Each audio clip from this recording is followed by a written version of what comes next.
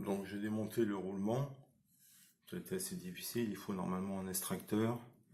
Et donc le remontage du roulement. J'ai racheté un petit roulement, ça coûte 3 €. Et donc pour le mettre en place, j'ai trouvé une douille qui fait à peu près le diamètre de la bague intérieure sur laquelle je vais taper pour l'emmancher à force. Donc voilà, donc en tapotant doucement sur la douille, faut pas forcer, et en ayant préalablement graissé l'axe, le roulement est emmanché à force sur l'arbre du rotor. Voilà, donc maintenant il va falloir remonter le moteur. Donc le remontage du rotor, donc là le rotor donc est monté. Il faut bien mettre la bague ici au fond, la petite bague, cette petite bague là, ce ressort hein, axial. Il faut monter au fond. On rentre le rotor dedans, voilà. Et on vient mettre le deuxième flasque dessus.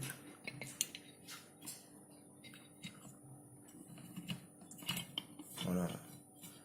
Et donc il va falloir remonter l'ensemble, il y a 4 vis à mettre. Là, de chaque côté, là il y a 4 vis. 4 vis à mettre pour remonter l'ensemble.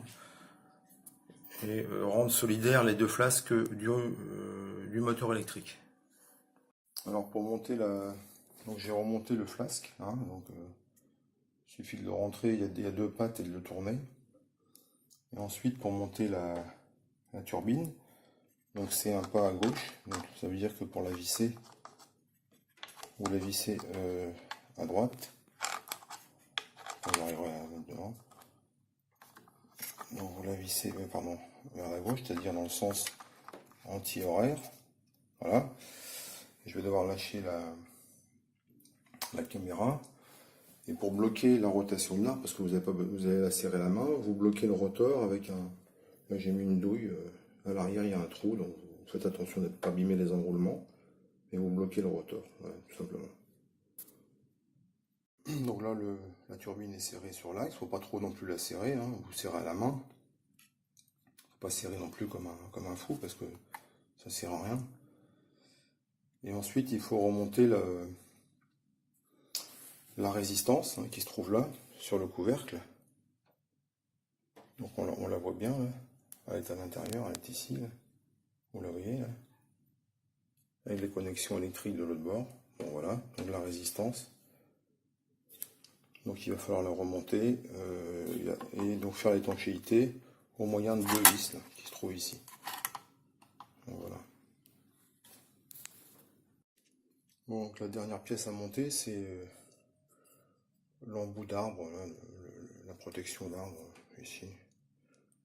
Donc qui rentre à force avec une petite vis. Voilà, donc pour la rentrer là-dedans, l'emmancher, voilà, comme ça. Et puis visser ça.